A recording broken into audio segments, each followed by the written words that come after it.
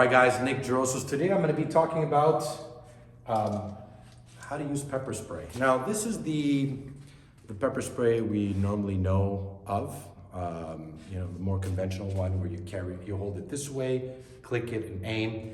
And this is a new type of pepper spray which I found really cool by ASP.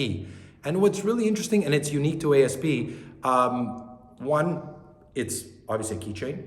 Two, it could also be held as a kubotan where you can strike. So you can strike as a kubotan. You could also hit with the keys. That's really cool, Nick. Where can I get one of those? At ASP, guys, I'll put the link of ASP in the bottom.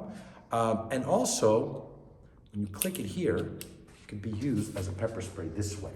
Now, unlike other pepper sprays that are done this way, this one is here, which is really cool because, again, you have a better aim this way, right? It sprays 3 to 6 feet, almost like in a cone format. And at the same time, what I love about this pepper spray, if the person attacks you, I can use a pepper spray. If he still charges, I could use it as a kubotan. That looks pretty solid, eh? Yeah, it's compared to this little dinky thing. Exactly. Like, look, I can't use this to strike, but come over here, Costa, look at this.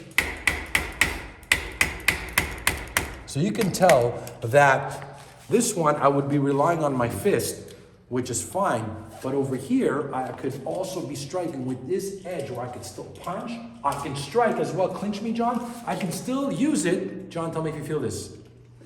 I can still use it as a pressure point. So it has 3 functions.